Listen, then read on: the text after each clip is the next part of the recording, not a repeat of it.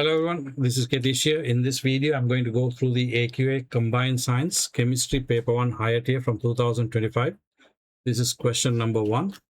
Remember, this paper is 1 hour 45 minutes long and it has 9 questions.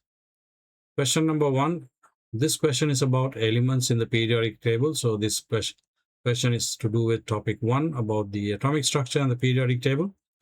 Describe where the non-metallic elements are found in the periodic table. Now, if you look at the periodic table, the non-metals are basically found over there, right? So it has to be towards the top and the right side. You have to mention both these, that it is on the top and it's on the right side as well. Gallium is a metallic element in group 3. Which of these properties of gallium is not typical of most metals? Now, a boiling point above 1000 is actually typical of most metals. Most metals would have a melting point above 1000. The melting point below 100 is actually the correct answer. Conducts electricity when solid. All metals conduct electricity and they all form positive ions. Now, this is not something that you come across very often, but if you remember, or you might have seen magicians actually holding metal spoons or forks, and the metal spoon actually bends when they hold it. That's mainly because of these forks or spoons are made out of gallium metal. A sodium atom can be represented as Na with the mass of 23 and a proton number of 11. Complete figure 11 to show the electronic structure of a sodium atom. So it has 11 electrons, which is equal to the number of protons because 11 is the proton number.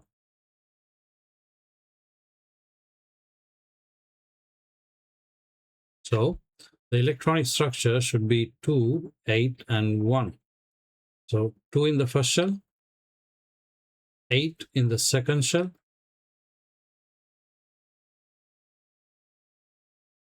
and the last one in the third shell. Mendeleev created an early periodic table. Mendeleev placed most of the elements in order of atomic weight. Terlium and iodine were not placed in order of atomic weight. Why did Mendeleev not place terlium and iodine in order of atomic weight?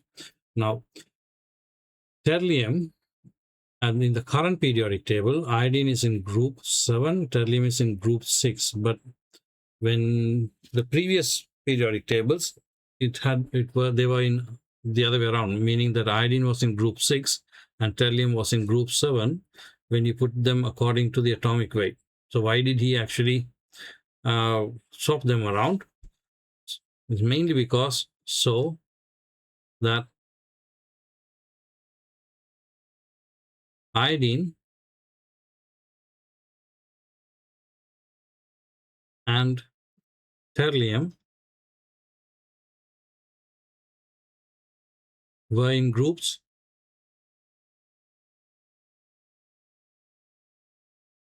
with similar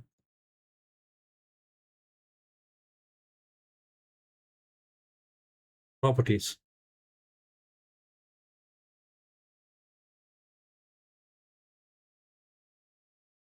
Argon is an element in group 0 of the periodic table. Explain why argon is unreactive. Now, being in group 0 or group 8, argon has a full outer shell of electrons.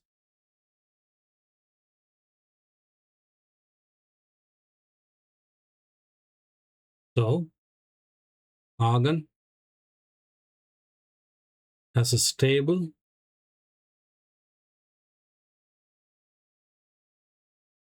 arrangement of electrons.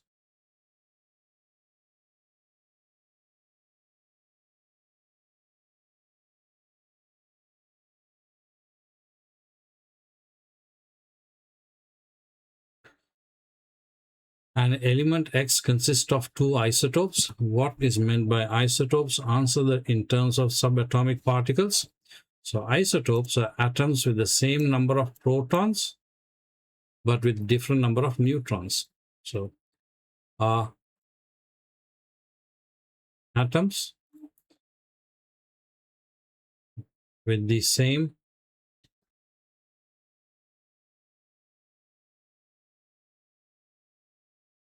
number of protons,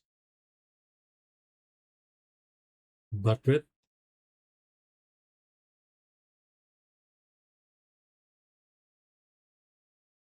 different